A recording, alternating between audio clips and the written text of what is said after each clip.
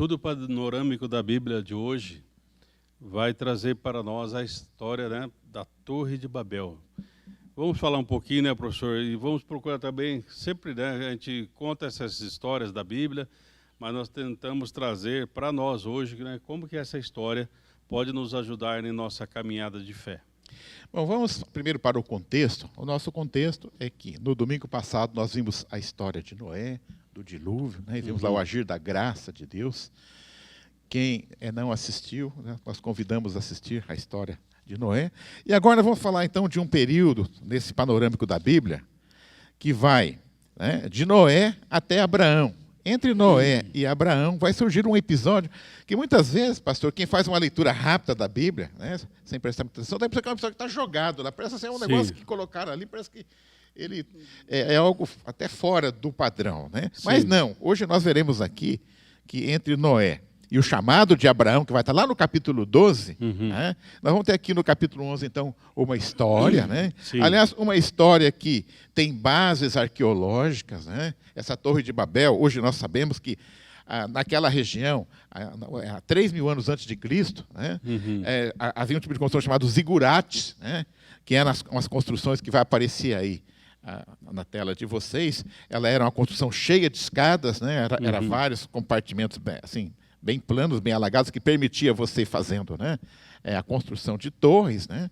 Inclusive, até uma proposta, né? Primeiro existe aquela discussão, será que a Torre de Babel existiu ou não? E para aqueles que entendem que existiu, aí qual que era o zigurate, qual que era a construção? E tem um lá que é um candidato mais forte, que é chamado zigurate de Ur-Nammu. Então, a Torre de Babel, né? Mas para nós aqui, pastor, não estou preocupado se existiu ou não. Para nós é importante aqui é o significado, o que nós aprendemos com esse episódio. Então, o que nós temos visto, então, que existe um caminhar de Adão, à medida que nós vamos avançando, do monoteísmo, que a Bíblia começa com o monoteísmo. É Deus conversando diretamente com Adão e Eva, né? Nós temos aí, então, um declínio lá, mas esse monoteísmo vai ficando cada vez mais minoritário. A impressão que dá que nos tempos de Noé já tinha praticamente só ele, né, no monoteísmo. Né? Mas depois do dilúvio, né, novamente o homem vai caindo no pecado, né? O politeísmo ele vai avançando, né? E nós temos aqui então nesse episódio então algumas lições muito importantes, né? Vamos começar então, pastor, lá no capítulo 11, né? O que o capítulo 11 ele vai nos dizer, né, a partir do versículo 1, né? Que havia na terra uma só língua, né? É assim que começa o capítulo 11, né, do livro de Gênesis, né? Bom, já que uma outra coisa que tem me chamado a atenção em relação à Torre de Babel, pastor, é que muitas pessoas, por fazer uma leitura superficial da Bíblia, a história dá a seguinte impressão para quem lê rapidamente, sem meditar muito. Bom, os homens estavam unidos dentro de um ideal de fazer uma grande construção, uma coisa bonita. Aí Deus chegou lá, confundiu as línguas e bagunçou tudo. Fica, às vezes, a impressão, para quem faz uma leitura superficial, fala, puxa, Deus é um estraga-prazer. Por que ele quer impedir o progresso da raça humana? A impressão que dá, se você ler esse texto sem fazer uma leitura mais cuidadosa, é que Deus é contra o progresso humano. E esta não é a verdade. Então, para nós entendermos a Torre de Babel, nós temos que entender que Deus, em várias passagens antecedendo a Torre de Babel, tinha deixado muito claro que o objetivo dele era que o homem se multiplicasse, mas que também se espalhasse e ocupasse toda a terra. E não que se ajuntasse em cidades. Essa era a ordem que ele dava. Então, aí já começa o primeiro problema, né, professor? Esse ajuntar-se aí, não teria, não é o problema ele estar se ajuntando, sendo um só, enfim, né? Só que aí eles já começam na primeira desobediência. Para com Deus. Porque Deus falou assim, para crescer, multiplicar e encher toda a terra. Gênesis 1:28, o senhor acabou de ler agora. E Deus os abençoou, e Deus lhes disse, frutificai e multiplicai e vos enchei a terra. Então, Deus acabou de fazer o homem, ele já, né, e todas as espécies, vem a ordem, né? Enchei toda a terra. E aí, né, semana passada nós falamos de Noé. Por que Noé achou graça aos olhos do Senhor? Porque ele obedeceu. Né? Exatamente. E aqui nós vemos que essa tentativa dessa construção, na verdade, está se opondo à vontade de Deus. À vontade de Deus. E a vontade de Deus é soberana, né? Muitas vezes nós queremos que Deus nos abençoe, mas nós não fazemos aquilo que Deus já predeterminou em sua palavra, né? E com certeza o que vai ter será confusão, né? Pastor, eu vi há algum tempo a seguinte informação em uma de minhas leituras, que qualquer espécie na Terra ela tem uma maior chance de sobreviver na medida que ela está espalhada na Terra. Vamos imaginar que você tem uma espécie que ela está em todos os continentes. Certo. Certo. Vamos por lá que o continente lá onde tem a Austrália inunda todo lá, tem um cataclisma lá. Então, aquelas espécies que só estão ali na ilha da Austrália, elas vão desaparecer todas. Sim, né? sim. Mas se essa espécie está no Brasil, está na América do Norte, então a ideia que se tem hoje, isso vale para o homem, vale até para abelhas, vale para flores. Quanto mais essa espécie se espalha, mais segura fica a sobrevivência dela. Então a ordem de Deus aqui é soberana, mas Deus sempre tem uma boa intenção por trás daquilo que ele pede. Isso não é uma doutrina, porque hoje a terra toda já está ocupada. Então Deus não fala, olha, se espalha, nós já estamos espalhados. Sim, sim. Né? E há outras passagens, Gênesis 9:1, né? Também diz assim, e abençoou Deus a Noé, nós vimos semana passada, né? E a seus filhos e disse-lhe, frutificai, multiplicai-vos e enchei a terra. Então, aquilo que ele falou lá na criação do mundo, ele volta a falar para Noé. Né? Aí ele vai dizer de novo, né? Para Noé. Mas vós frutificai, multiplicai-vos, povoai abundantemente a terra, multiplicai-vos nela. Ele volta a repetir a ordem depois do dilúvio. E em oposição a tudo isso, então, né, pastor? A gente vai lá agora em Gênesis, capítulo 11, versículo 4, né? Esse versículo, para mim, pastor, é o versículo no livro de Gênesis que eu considero o mais importante. Né? Eu vou até lê-lo aqui. Porque aqui vai trazer a real intenção. Isso. Né? Enquanto Deus já tinha falado em várias passagens, né, para que o homem se espalhe sobre a terra, Gênesis 11:4, ele vai dizer assim, eia, edifiquemos nós uma cidade e uma torre, cujo cume toque nos céus, e façamos-nos um nome para que não sejamos espalhados sobre a face de toda a terra. Eu vou ler até o final aqui. Né? E façamos um nome para que não sejamos espalhados sobre a face de toda a terra. Ou seja, Deus fala, espalha. E eles falam, nós não queremos ser espalhados, nós não vamos obedecer a Deus. Exatamente. Está bem claro. Está bem claro aqui, né, pastor? E veja que é interessante, né, pastor? Deus não vai abençoar esse empreendimento, pelo contrário. Né? Sim. Mas veja bem, parece uma coisa bonita, porque começa assim o versículo, eia, edifiquemos nós uma cidade. Ou seja, é aquilo, né? Como que é bonito, aquele ideal, a humanidade toda unida em torno de um ideal. E parece um ideal bom, vamos construir uma cidade. Vamos colocar uma torre, né? Mas olha só o que fala dessa torre aqui, né, pastor? Deste mesmo versículo, né? Diz assim, né? Cujo cume toque nos céus. É aquele velho desejo do homem pelas obras chegar aos céus, né? Certo. Eu andei lendo, pastor, que nessa época eles acreditavam que os deuses habitavam na altura das nuvens, né? Então, se você fizesse uma construção que chegasse à altura das estaria nuvens, já no céu. já estaria nos céus. Inclusive, esses zigurates são cheios de escadas, né? E só não tinha elevador na época, pastor, mas as escadas, né, você poderia chegar até as nuvens, né, sem muitas dificuldades. Então, e aqui outra coisa que aparece nesse versículo, façamos um nome, né, ou seja, aquele desejo humano, né, de querer ficar famoso. Deixar um legado. Deixar um legado. Né? Então, tudo isso está presente aqui. O nosso nome, né? O nosso nome, né? Quer dizer, não o nome de Deus, né? O versículo 5 eu acho interessante, que ele diz assim, então desceu o Senhor para ver a cidade e a torre que os filhos dos homens edificavam. Aqui, pastor, me chama a atenção algo que vai se repetindo, né, na Bíblia, nesse panorama que nós estamos vendo. Deus se interessa pelo que o homem está fazendo. Sim. Ele é onipresente, mas aqui, quando fala desçamos, a ideia que me dá é que ele vê até com mais cuidado o que está acontecendo. Né? Sim, sim. Então, essa é a ideia. Né? Porque sempre o que Deus quer ver não o que está sendo feito simplesmente, mas com qual intenção. Então, aqui eles tinham intenção, né? Na minha tradução, no versículo 4, professor, fala assim, edifiquemos para nós. Para nós. Uma cidade. Para nós, uma cidade. Então, lá no jardim que Deus colocou no Éden, não precisava de uma cidade, porque uma cidade tem a ideia de ter um lugar de proteção. Por que não precisava de uma cidade lá no jardim? Porque Deus era a proteção. Isso. Tá? Por que não precisou de uma torre lá no jardim? Porque torre forte é o nome do Senhor. Tá? Então, na verdade, eles estão tentando fazer de tudo para que eles se autoprotejam, se autogovernem, enfim. Eles estão dizendo, Deus, a Deus. Eu vi um comentarista, pastor, dizendo o seguinte, que esse episódio da Torre de Babel vem logo depois do dilúvio, ainda estava muito forte na mente das pessoas a questão do dilúvio. Então, a ideia da torre, então, se tiver o dilúvio, não fica um lugar bem alto. Quer dizer, ou seja, eles estão indo totalmente contra uma ação de Deus, porque se Deus quisesse fazer um novo dilúvio, Deus não poderia fazer? Deus pode, ele é soberano. Mas nós vamos dar um jeito de vencer Deus. Isso. Pastor, veja bem, existe um personagem aqui, eu vi algumas passagens paralelas, existe uma ideia que o construtor dessa torre, um indivíduo que liderou a construção dessa torre, ele chamava-se Nimrod, né? E esse Nimrod, então, ele na verdade ele edificou várias cidades, além de Babel, né? Então esse Nimrod já vinha numa linha se contrapondo.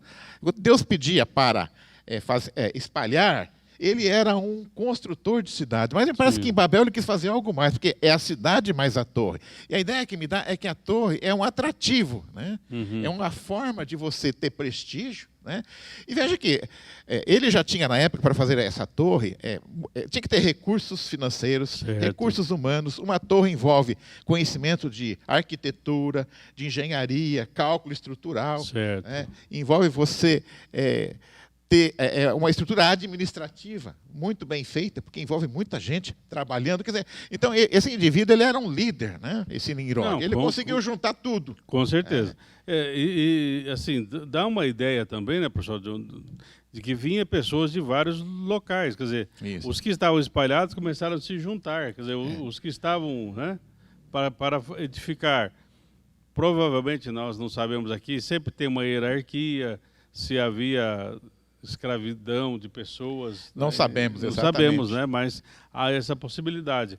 Ou seja, o ser humano dominando o ser humano, né? Então, não foi para isso que Deus nos criou, né?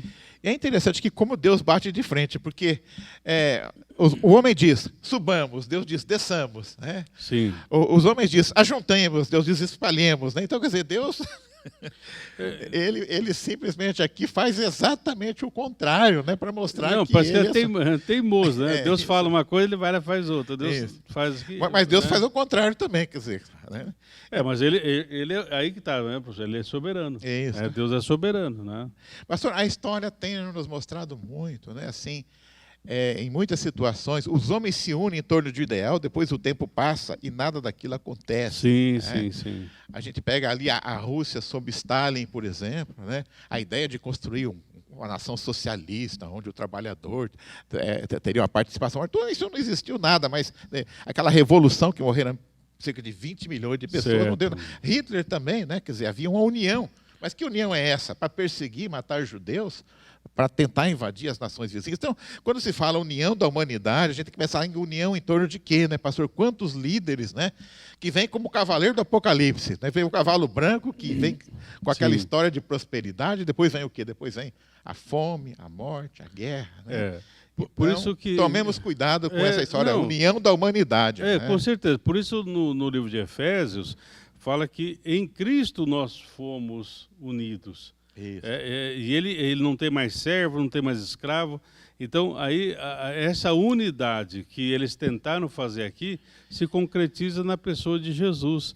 Então, o ser humano ele não tem uma capacidade de produzir ou de criar uma unidade que seja realmente igualitária, justa, enfim. Por isso, Deus em Cristo faz isso. Tá? Então, nosso papel hoje, até na vida da igreja, enfim, em todos... A questão do cristianismo, nós mantemos a unidade, nós não formamos unidade. Eu vejo muitas vezes movimentos aí, vamos formar uma unidade. Não, nós não formamos, nós simplesmente mantemos essa unidade em Cristo Jesus. Em Cristo, exatamente, concordo plenamente. Pastor, aqui no versículo 6 me chama a atenção, porque Deus vai dizer assim, quando ele analisa a situação, antes dele espalhar, ele diz assim no versículo 11:6, eis que o povo é um, e todos têm uma mesma língua. Isto é o que começam a fazer. Né? Então, a ideia é que daqui Deus está vendo lá na frente. Quer dizer, a torre é só o começo. Né? É só o começo. E aí ele diz, e agora não haverá restrição para tudo o que tentarem fazer. Então, veja que não é que Deus é contra o progresso humano, mas ele está vendo que aquele tipo de progresso vai levar a alguma coisa. É uma sabedoria que é carnal, maligna. É o que nós vemos hoje, né, professor? Há muita inteligência e tal, mas o homem está destruindo o planeta, está se matando, guerras, enfim, tantas coisas, né? E é dentro da sabedoria humana. Isso, exatamente. Existe um livro do George Orwell, né, chamado A Revolução dos Bichos, que foi escrito Revolução nos dos anos Bichos. 50, Uhum. que mostra bem esse espírito. Quer dizer, a história lá é uma chácara onde os bichos juntam os porcos, o cavalo lá, e expulsam o dono da chácara e eles assumem ali. Aí você vê que aos poucos os porcos vão tomando o poder e fica pior que o antigo dono da chácara lá. Né? Só porquice. Isso. Mas é mais ou menos assim, quer dizer, eu entendo aqui que essa construção da Torre de Babel vai tudo bem quando você está construindo, depois que fica pronta a torre, Alguém vai mandar. aí né? é Alguém, outra história. Aí começa, né, a fazer. Então, quer dizer, Deus está vendo lá na frente, Deus vê que isso não é bom. Né? Certo. Então, eu vejo aqui que há uma punição, mas Deus sempre interferindo, pensando no bem da humanidade. Certo. Né? E aí, no 7, então, né, a decisão, né, de Deus. Né? Eia, desçamos e confundamos ali a sua língua, para que não entendam um a língua do outro. Assim o Senhor espalhou-os dali sobre a face da terra, e cessaram de edificar a cidade. Deve ter ficado uma confusão. De repente, o pastor, um começa a falar mandarim, o outro começa a falar inglês, o outro tailandês. Falando a mesma língua já não há entendimento, né? E falando línguas diferentes, então, né? Aí o 9 diz assim: por isso se chamou o seu nome Babel. Aliás, é interessante, pastor, até hoje ainda essa palavra é usada, né? Tipo assim, o cara fala, como é que estava lá? Olha, estava uma Babel. Quer dizer, quando o cara fala estava uma Babel, você sabe, uma confusão. Quando tem um lugar que ninguém se entende, fala, aquilo está uma Babel. Sim, né? sim, então, sim. até hoje, né? Essa história deve ter mais de 5.000 anos, né, pastor? Até hoje ainda nós temos... Utilizamos a mesma expressão, A né? mesma expressão, né? Está uma Babel, né? Então o 9 diz assim, por isso chamou o seu nome Babel, porquanto ali confundiu o Senhor a língua de toda a terra, e dali os espalhou o Senhor sobre toda a face da terra. Interessante, pastor, hoje nós sabemos que existem 3.000 línguas, e muitas línguas estão entrando em extinção. Né? Sim. Mas eu vi alguém falar, acho que é o Noam Chomsky, que é um linguista americano, que nós já chegamos a ter mais de 15.000 línguas. Né? Quer dizer, com o tempo, está havendo uma diminuição. Sim, né? sim. Mas mesmo assim, hoje, quer dizer, 3.000 línguas ainda é uma diversidade muito grande. E é um dos grandes mistérios, ninguém sabe qual é a origem. Né? Tirando aqui a história da Torre de Babel, se você pegar na história, né, tentar entender onde que isso começou, né? Nós não sabemos. Né? Às vezes você tem uma questão, por exemplo, os portugueses vieram para cá, né, e nos deram a língua portuguesa, e nós temos um sotaque diferente, né? Mas passado aí 500 anos de descoberta do Brasil, nós estamos falando a mesma língua deles, a mesmo vale para os espanhóis. Sim. Né? Os paraguaios, bolivianos, falam um espanhol que um espanhol lá da Espanha entende. Né? Então é interessante, por que num dado momento apareceu tanta língua? Né? Você sair da Bíblia é um desafio que a ciência tem hoje, explicar a origem de tudo com isso. certeza. Né? Mas o que nós vemos aqui, então, pastor, né, é que com a Torre de Babel também, é como se assim a Bíblia tivesse agora uma separação. Por exemplo, assim, a gente tem aqui em Gênesis capítulo 6, fala lá dos Néfilins, né, por exemplo. Assim, algumas coisas que acontecem até a Torre de Babel são alguns mistérios. Tem outro lugar que fala quando a terra se separou, que está ligado àquela Pangeia, que, né, depois os continentes se separaram, a África e a América eram uma só. Sim, né? sim. Então, assim, há muitos acontecimentos até a Torre de Babel que a gente fica assim, quando aconteceu? Será que aconteceu? Né? E só a partir da Torre de Babel é que eu vejo que vai aparecer no próximo domingo um personagem que ele parece que já tem um endereço fixo, realmente. Sim. E esse personagem é Abraão, né, pastor? Certo. Então, veja, a Torre de Babel faz uma ligação entre Noé e Abraão. E já fazendo uma comparação com Abraão, pastor, e adiantando, veja bem, né? Na Torre de Babel nós temos o que? O politeísmo. Né? Aquela torre, né, que ia chegar aos céus, até as nuvens, né? Lá, eles costumavam fazer no topo da torre um altar. Né? Então, esse era um altar para os deuses que eles adoravam. Né? Aí você vai ver o que em Abraão? Você vai ver em Abraão já a volta do monoteísmo, né? Que vai ser o capítulo 12 de Gênesis. Né? Outra diferença, né? Enquanto aqui o Nimrod e o povo de Babel querem juntar, em Abraão, ele vai obedecer a Deus, vai ser o contrário, sai da cidade, sai da tua terra e da tua parentela para um lugar que eu te mostrarei. Então, é uma contraposição. Com certeza. Né? Novamente. Né? Uma outra diferença que eu vejo aqui. Em Babel, nós temos a desobediência. Em Abraão, nós temos a obediência. Na verdade, uma desobediência em Babel entre duas obediências. Porque Babel está entre Noé e Abraão. Obediência de Noé, obediência de Abraão, e nesse meio está a Torre de Babel. Né? Certo. E outra diferença que eu vejo, pastor, é como se o estilo de estratégia de Deus tivesse mudado. Deus fala até a Torre de Babel sempre no presente, vai acontecer agora. O dilúvio vai acontecer agora, né? A confusão de línguas vai começar agora, a redução do tempo das pessoas vai começar agora. Então Deus fala muito até Babel no presente, o que vai acontecer no geral e agora. A partir de Abraão, não. Quando Deus fala da sua descendência. Isso, Deus já vai apontando. Vai apontando lá. Porque aí ele entende a questão, né? Assim, o projeto de Deus vai apontar na pessoa de Jesus. Isso. Porque aí vai haver mudança de coração, mudança de mentalidade, e aí então nós vamos passar a viver uma nova vida em Cristo, né? Pastor, quando eu vejo a Torre de Babel, a história está cheia de edificações. Né? Eu me lembro que, quando eu estive em Israel, me chamou muita atenção, há muitos castelos feitos por Herodes lá. Sim, né? sim. Então, Herodes foi um grande construtor, o Herodes que tentou matar Jesus. Né? Então, hoje você viaja, né, e vê assim, grandes monumentos. Você vai para a Grécia, eu não fui, mas tem lá a Acrópole, que é um grande templo, que ainda tem lá uma parte dele. Mas a pergunta é, onde estão esses reis? Onde estão os construtores desses grandes templos, dessas grandes obras? Sim, né? sim. Todos passaram. A Torre de Babel passou também. Ela não chegou nem a ser concluída, né, pastor? Sim, não, com certeza. Então, isso é uma das coisas, né? Até tem uma música cristã que fala isso, né?